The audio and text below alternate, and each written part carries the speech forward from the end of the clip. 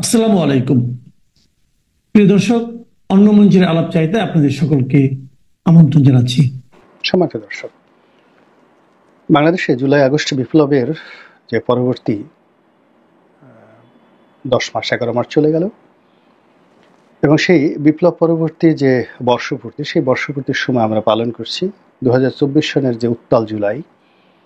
সেই উত্তাল জুলাই 11 মাস পরে এসে 2025 সনের যে জুলাই মাস, সেই জুলাই মাসে কি অমন আছেন, বা জুলাই মাসের যে অবস্থা বাংলাদেশে 25 সনে, এটি 2024 সনের জুলাই মাসের সঙ্গে কতটা সম্পৃক্ত এবং আমরা 2024 সনের জুলাইকে কিভাবে স্মরণ করছি, এইগুলো এক।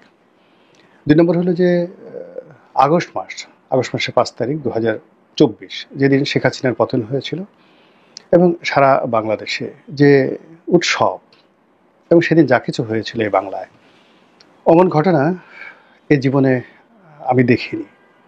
এমনকি যাকে বলা হয় যে 16ই ডিসেম্বর ঢাকা রাজপথে কি ধরনের পরিবেশ ছিল, পরিস্থিতি ছিল, ওটা আমার জানা নেই। যারা প্রত্যক্ষদর্শী তারা বলতে পারবেন। কিন্তু আমি যেটা 2024 সনের আগস্ট মাসের বিকালবেলা দেখেছি, 6 আগস্ট দেখেছি, এই দৃশ্য আমি যতদিনই বাংলাদেশে বাঁচব ততদিন আমি ভুলতে পারবো না। এখন সেই যে আনন্দ, সেই যে উল্লাস, 2024 সনের 5 তারিখে আমি যখন সকালবেলা বাসা থেকে বের হলাম, একটা অনিশ্চিত ভবিষ্যৎ, মুষলধারে বৃষ্টি হচ্ছে ঢাকাতে, পুরো ঢাকা শহরে কারফিউ, তার মধ্যে সকাল 9টায় আমি বাসা থেকে বেরোলাম একটা রিকশায় করে। আপাত মস্তক সারা শরীর ভিজে চুপচুপ হয়ে গেলাম। তারপর মিলিটারির সামনে পড়লাম, পুলিশের সামনে পড়লাম, একেবারে গুলি করে দিবে এরকম একটা অবস্থা।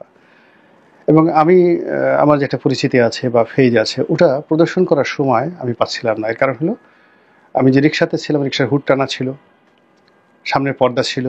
দ্বিতীয়ত এত বৃষ্টি হচ্ছিল, মুষলধারে বৃষ্টি হচ্ছিল যে ঠিক 4-5 হাত দূরের মানুষকেও কিন্তু চেনা যাচ্ছিল না।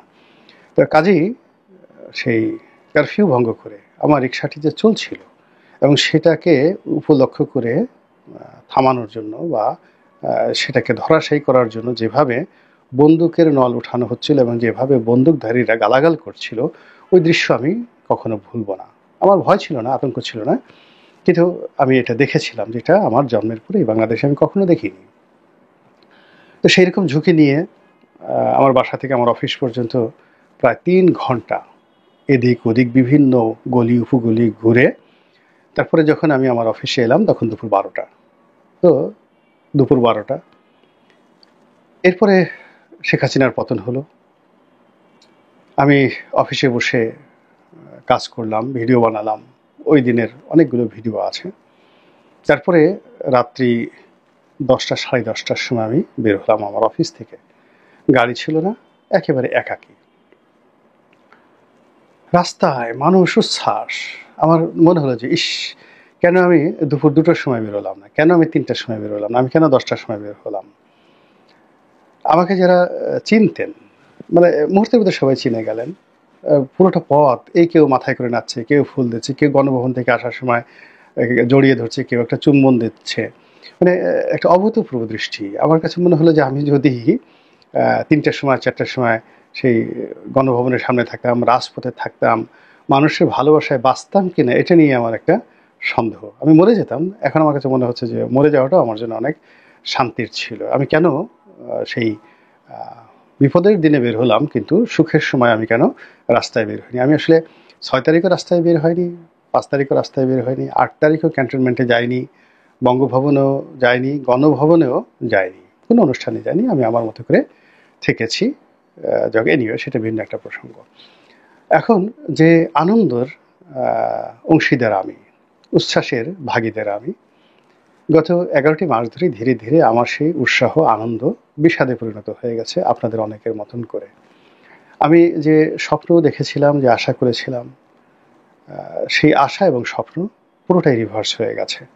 সে স্বপ্ন যে শেখ হাসিনার ফ্যাসিবাদের পরিবর্তে একটি নতুন গণতান্ত্রিক বিধি ব্যবস্থা আসবে, একটি আইনশৃঙ্খলার অবনতির পরিবর্তে উন্নতি হবে, ছাত্রলীগ থাকবে না, যুবলীগ থাকবে না, তারপর ফ্যাসিবাদ থাকবে না, শুধু গণতন্ত্র থাকবে, মানুষের প্রেম থাকবে, ভালোবাসা থাকবে, হাসি থাকবে, উচ্ছ্বাস থাকবে, ব্যবসা বাণিজ্য সবকিছু থাকবে। এবং আমি 2019 সালে সিদ্ধান্ত নিয়েছিলাম যে শেখ হাসিনার পতনের পর আর সক্রিয় রাজনীতিতে জড়াবো না, অর্থাৎ ইলেকশন এগুলো আর করবো না। তো এই বিষয়টা নিয়ে জনাব তারেক রহমান সাহেবের সঙ্গে আমার বেশ খোলামেলা আলোচনা হয়েছে এবং উনি খুব আশ্চর্য হয়ে গেলেন যে রনি ভাই তাহলে আপনি এলেন কেন বিএনপিতে, আপনি এলেন কেন? আপনি যদি ইলেকশন না করেন, রাজনীতি না করেন, দলীয় কোনো পদ পদবি যদি আপনার না থাকে, প্রয়োজন না হয়, তাহলে আপনি এলেন কেন? আমি বললাম যে আসলে শেখ হাসিনার পতনের জন্য আমি আপনার এখানে এসেছি। একেবারে খোলামেলা এই কথাটা বিটুইন হি অ্যান্ড মি। এবং এই যে যুগোপবাদভাবে এই কাজটি সফল হলেই আমি সবচেয়ে বড় প্রাপ্তি, এর চেয়ে বড় প্রাপ্তি নেই। তো যার জন্য যখন 5 তারিখে শেখ হাসিনা চলে গেলেন, তখন আমি আসলে আবেশে একেবারে চোখ বুজে ফেলেছি, আমার আর কিছু দরকার নাই। যদি সবকিছু স্বাভাবিকভাবে চলতো তাহলে আমার হয়তো ইউটিউব করা হতো না, আমাকে আপনি কখনো আর ফেসবুকে দেখতেন না, আমি আর লিখতাম না, আমি একেবারে পুরোপুরি অবসর নিয়ে নিতাম, একেবারে অবসর। এর কারণ হলো অবসরে যাওয়ার জন্য যথেষ্ট যাকে বলা হয় আমার কারণ আছে। আমি 86 সন থেকে কন্টিনিউয়াসলি পরিশ্রম করছি। এই যে দেখেন আমি কথা বলছি, আমার গলাটা কিন্তু আজকে প্রায় 15 দিন যাবত আমি অসুস্থ, ভীষণ রকম অসুস্থ। তো এই অসুস্থের মধ্যে একটু গরম পানি খাই, পা ভিজিয়ে রাখি গরম পানিতে, গলাটা একটু ভালো হয়, তারপর কথা বলি। এমনকি একটা পত্রিকাও ঠিক মতো পড়তে পারছি না, খাইতে পারছি না, ঘুমাতে পারছি না, সব মিলিয়ে পুরো শরীরের বাইরে দেখে বোঝার উপায় নাই, কিন্তু শরীর আর পরিশ্রম নিতে পারছে না। তো কাজেই আমার আসলে রিটায়ারমেন্ট দরকার। আমার ছেলেমেয়েরাও বড় হয়ে গেছে, আমি বিয়ে করেছি 1986-এ। আমার বড় ছেলেটি 1994 সালে এই পৃথিবীতে এসেছে। মেয়ে ছেলে তাদের বিয়ে হয়ে গেছে, ছোট ছেলে তারাও মানে সবাই এস্টাবলিশড। এখানে একটা মানুষের কাজ করা, পরিশ্রম করা, এখন আসলে আল্লাহ বিল্লাহ করা ছাড়া আমার আসলে তেমন কোনো কাজ নেই। তো সব যদি স্বাভাবিক থাকতো তাহলে যেভাবে রাজনীতি না করার ব্যাপারে সিদ্ধান্ত নিয়েছিলাম, ওভাবে জীবনের অন্যান্য যে কর্মকাণ্ডগুলো, টকশোতে যে অনেক কষ্টকর ব্যাপার, প্রতি রাত্রে সেই আপনি টেলিভিশনে গাড়িতে করে, নিজের গাড়িতে করে 12টা 1টা পর্যন্ত সেই টেলিভিশন স্টেশনে গিয়ে বসে থাকেন, আসেন, আসার পর ঘুমাতে ঘুমাতে 2টা 2:30 বেজে যায়। আর আমি এমনি রাত 3:30টার সময় আমি ঘুম থেকে উঠি। তো আপনি যদি রাত 2টোর সময় বিছানায় যান, এবং অলমোস্ট মাসের মধ্যে তো 15 দিনই এই অবস্থা হয়, টকশো থাকে। মাসে গড়ে 20 থেকে 25টি টকশো থাকে। এর মধ্যে কোনো টেলিভিশন রাত 10টা, কোনো রাত 12টা, বাসায় এসে খাওয়া দাওয়া করে ঘুমাতে ঘুমাতে 12টা 1টা 1:30 এরকম বেজে যায়। তো এইভাবে আসলে একটা শরীর নিতে পারে না। তো আমি এই কাজগুলো করতাম না, কি দরকার? গ্রামের একটা মধ্যবিত্ত পরিবার থেকে এসেছি। এই ক্ষুদ্র জীবনে আল্লাহ রাব্বুল আলামিন আমাকে যতটুকু দিয়েছেন আলহামদুলিল্লাহ, এরপরে আমার আর চাওয়ার কিছুই নেই, এখন পর্যন্ত চাওয়ার কিছু নেই। কিন্তু এই যে হতাশার কারণে, অবস্থার কারণে দেখা যাচ্ছে যে আবার কথা বলতে হচ্ছে, আবার সে আগের মতো ঝুঁকি নিতে হচ্ছে, আবার যারা ক্ষমতাধর লোকজন তাদের সঙ্গে রেষারেষিতে যেতে হচ্ছে, তাদের সঙ্গে ধাক্কাধাক্কিতে যেতে হচ্ছে। এ জীবন আর আসলে টানা যাচ্ছে না। তো সেই দিক থেকে এই যে গত 10 মাস, এই 10 মাসে অন্য সবার মতো আমিও মারাত্মকভাবে ক্ষতিগ্রস্ত হয়ে গেছি। এই কারণ হলো যে আমি তো সেই 2013-12 সন থেকেই, সেই যখন সংসদ সদস্য ছিলাম তখন থেকে উল্টো স্রোতে আমি নৌকা বাইছি, ক্ষমতাধরদের সবার সঙ্গে টক্কর লাগিয়েছি, এবং সেভাবেই চলছে এখনো পর্যন্ত। তো এর মধ্যে তো বয়স হয়ে গেছে, শরীরের ভার মানছে না। তো সেই কারণে আমি চাই যে দেশটা ভালো চলুক, একটু বিদায় নেই, একটু সুন্দরভাবে যাকে বলা হয় অবসর কাটাই। আর নতুন প্রজন্মে যারা রাজনীতি করতে এসেছেন তারা রাজনীতি করবেন, তাদের সফলতা দেখে আনন্দ পাবো, পথে ঘাটে দেখা হবে, তারা সম্মান জানাবেন বা তাদেরকে স্নেহ করব। এই এতটুকুই এই বয়সে প্রাপ্তি, এর বাইরে অন্য কোনো কিছু ছিল না। কিন্তু দেখা গেল যে না, সেটা হচ্ছে না। পরিস্থিতি সব দিক থেকে খারাপ হচ্ছে। আগে যেভাবে মিথ্যা কথা বলা হতো, রাজার মুখ থেকে, রানীর মুখ থেকে যেভাবে মিথ্যা কথা বেরোতো, এখন তার চেয়ে আরও বেশি বেরোচ্ছে। আগে পথে ঘাটে মানুষের যে অনিশ্চয়তা ছিল, তার চেয়ে আরও বেশি অনিশ্চয়তা হচ্ছে। আগে যেভাবে আতঙ্ক ছিল জাতীয় জীবনে, সেই আতঙ্ক বেড়ে যাচ্ছে। আন্তর্জাতিক অঙ্গনে যে সকল সমস্যা, তার চেয়ে অনেক বেশি সমস্যা এখন আমাদের চারিদিকে ঘুরপাক খাচ্ছে। বলেন তো ঘুমাবেন কি করে? আপনি বলেন কি করে আপনি সুস্থ থাকবেন? যদি ন্যূনতম বিবেক থাকে, বোধ থাকে, দেশপ্রেম থাকে, তাহলে তো আসলে ঘুম হওয়ার কথা না। ফলে আমারও হচ্ছে না। এবং এই অবস্থার মধ্যে আবার একটার পর একটা গুজব ছড়িয়ে পড়ছে। এই যে জুলাই এবং আগস্ট, এই আগস্টকে কেন্দ্র করে নরমালি যেটা হতে পারতো সেটা হলো আমরা এই সময়টিকে আনন্দ দ্বারা, কৃতজ্ঞতা দ্বারা আমরা বরণ করে নিতাম, আল্লাহকে কৃতজ্ঞতা জানাতাম, মানুষ যারা অংশগ্রহণ করেছে তাদেরকে কৃতজ্ঞতা জানাতাম, গান কবিতা দ্বারা আমরা বরণ করে নিতাম। উৎসবের একটা আমেজ থাকতো জুলাই এবং আগস্ট জুড়ে, কিন্তু সেটা হচ্ছে না। সেটার পরিবর্তে রাজনীতির অনিশ্চয়তা, গত বছর যেটা ছিল সহিংসতা, এটা অনিশ্চয়তাতে চলে আসছে। গত বছর যেটা ছিল পরস্পর প্রতি অবিশ্বাস, এখন সেটা সন্দেহতে পরিণত হয়েছে। গত বছর যেটা যাকে বলা হয় প্রতিপক্ষকে পরাজিত করার যে একটা মনোবৃত্তি ছিল, এবছর সেটা প্রতিপক্ষকে ঘায়াল করার মনোবৃত্তি চলে এসেছে। এবং এখানে গত বছর যে পক্ষগুলো ছিল তার চেয়ে আরো বহু পক্ষ এই বর্তমানে জড়িয়ে পড়েছে। এবং এরই প্রেক্ষিতে নানা জনে নানা রকম, বিশেষ করে সোশ্যাল মিডিয়াতে যে সকল আতঙ্ক ভীতি ছড়িয়ে দেওয়া হচ্ছে, যা আমাদের এই জাতির জন্য কল্যাণকর নয়। যেমন বলা হচ্ছে যে এই 2025 সনের আগস্ট মাসের 5 তারিখে কেয়ামত হয়ে যাবে বাংলাদেশে। কি কেয়ামত হবে আমরা এখন পর্যন্ত বলতে পারছি না, কি কেয়ামত হবে। তবে যে বিষয়গুলো আমরা আতঙ্ক সহকারে অনুভব করতে পারি সেটা হলো, যারা এই বিপ্লবের সুবিধাভোগী, যারা এই বিপ্লবের যারা নিজেদেরকে বিপ্লবের অগ্রগামী সেনানায়ক মনে করেন। আচ্ছা, আপনারা বলেন তো যে পৃথিবীর এমন কোনো যুদ্ধ আছে যে যুদ্ধে সেনাপতি বিদেশে থেকে যুদ্ধের নেতৃত্ব দিয়েছেন? এটা হয়নি। যুদ্ধের সেনাপতিকে যুদ্ধের ময়দানে থাকতে হয়। তো এক্ষেত্রে জুলাই আগস্টে যারা বিপ্লবী, যারা বিজয়ী, তারা সবাই বাংলাদেশে ছিলেন এবং এখন পর্যন্ত যারা বাংলাদেশে আছেন তারাই এটার নেতৃত্ব দেবেন, এটাই স্বাভাবিক। কিন্তু দুর্ভাগ্যজনক হলেও সত্যি যে প্রচলিত রাজনৈতিক দল, তাদের বড় বড় রাজনৈতিক দলের যে নেতৃত্ব তারা এখন বিদেশে। আওয়ামী লীগের সবাই বিদেশে পলাতক, তারপরে বিএনপির তারেক রহমান সাহেব বিদেশে, তার স্ত্রী পরিবার পরিজন তারাও সবাই বিদেশে, অথচ মূল নেতৃত্বটা লন্ডন থেকে কিন্তু পরিচালিত হচ্ছে।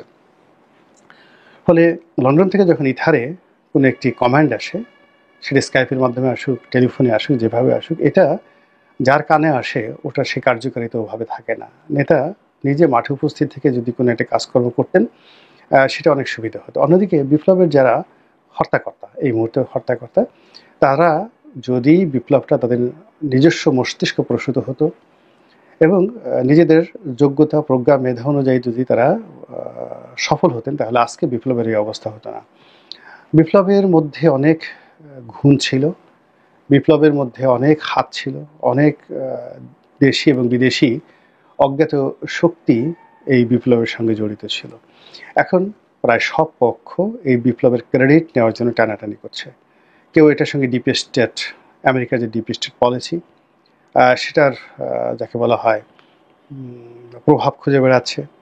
কেউ এটার সঙ্গে সিআইএ এর প্রভাব খুঁজে বেড়াচ্ছে, কেউ এটার সঙ্গে রয়ের প্রভাব খুঁজে বেড়াচ্ছে, কেউ মোসাদের প্রভাব খুঁজে বেড়াচ্ছে, কেউ চীনের প্রভাব খুঁজে বেড়াচ্ছে, কেউ ইউটিউবার যারা বিদেশে বসে ইউটিউব করে তাদের প্রভাব খুঁজে বেড়াচ্ছে। কেউ বলছে যে না, আমি তো ফেসবুকের মাধ্যমে বিপ্লব ঘটিয়ে দিয়েছি। কেউ বলছে আমরা ইউটিউবের মধ্যে সব ঘটিয়ে দিয়েছি, আমি যদি ইউটিউবের কথা না বলতাম এটা কি হতো। কেউ হয়তো বলছেন যে I am the first man, যে এই ফেসবুকের যে প্রোফাইল এটা আমি লাল করে দিয়েছি এবং এই লাল করে দেওয়ার কারণেই যে বিপ্লবটা শুরু হয়েছে, রক্তাক্ত বিপ্লবটা শুরু হয়েছে, আমি যদি লাল না করতাম এটা হতো। এই সকল বিষয়াদি নিয়ে তর্ক এবং বিতর্ক এবং ক্ষেত্র বিশেষে একে অপরের সঙ্গে যে শত্রুতা এতটা প্রবল পর্যায়ে পৌঁছে গেছে যে বিপ্লবের নীতি, আদর্শ, লক্ষ্য এবং উদ্দেশ্য সব কিছু এলোমেলো হয়ে গেছে। এবং তারই প্রেক্ষিতে সেই 2024 সনে যে করণীয়গুলো ছিল বিপ্লবীদের, সেই করণীয়গুলো তারা করতে পারেনি, যেহেতু কোনোটাই স্বয়ংসম্পূর্ণ ছিল না। কেউ বুদ্ধি দিয়েছেন একজনে, কাজ করেছেন একজনে, টাকা দিয়েছে একজনে, রসদ দিয়েছেন একজনের, যদি এখানে অন্য কোনো লজিস্টিক সাপোর্ট থাকে সেটা দিয়েছেন একজনে।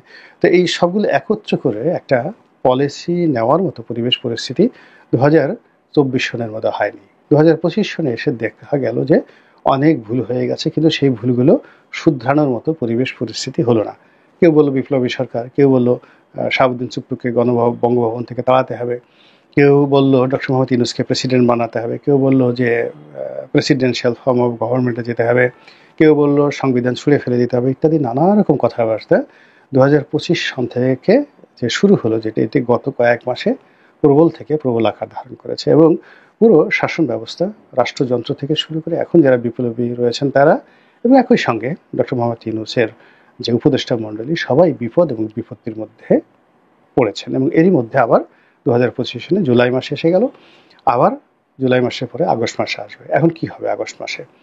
যারা বিপ্লবের বিভিন্ন সময় কণ্ঠ দিয়েছেন বিপ্লবে, যারা বিপ্লবে বিভিন্ন সময় বাণী দিয়েছেন এবং দূর দেশ থেকে যারা বিপ্লবে প্রেরণা দিয়েছেন, তারা এই সময়ের মধ্যে বলতে চাচ্ছেন যে আগস্ট মাসের 5 তারিখে তারা এমন কিছু ঘটাবেন যেটা বাংলাদেশ কল্পনাও করতে পারে না, বা আওয়ামী লীগ স্বপ্নেও কল্পনা করতে পারে না। তা আমরা আসলেই কল্পনা করতে চাই না। আমরা যেগুলো ভাবতে পারি সেটা হলো যে অতীতে আমরা দেখেছি 32 নম্বর ভাঙা হয়েছে, অতীতে আমরা দেখেছি সুধা সদন ভাঙা হয়েছে, অনেক মব তৈরি করা হয়েছে। এখন সেই ক্ষেত্রে তারা অতীতে বঙ্গভবন দখল করার চেষ্টা করেছে, শাহাবুদ্দিন চুপ্পুকে সেখান থেকে বের করার চেষ্টা করেছে, কিন্তু এটা বিএনপি এবং সেনাবাহিনীর অ্যাক্টিভ পার্টিসিপেশনের কারণে এটা হয়নি। এখন আগস্ট মাসের 5 তারিখকে টার্গেট করে যদি আবার শাহাবুদ্দিন চুপ্পু সাহেবকে সরিয়ে দেওয়ার চেষ্টা করা হয়, এটা একটা হতে পারে। আবার দেখা গেল যে একটা বিপ্লবী সরকার যেভাবে দেশের কিছু যাকে বলা হয় বিপ্লবের পক্ষের বুদ্ধিজীবী, তারা বিপ্লবী সরকারের যে বুদ্ধি দিচ্ছে সেই বুদ্ধিতে দীপ্ত হয়ে বা উদ্দীপ্ত হয়ে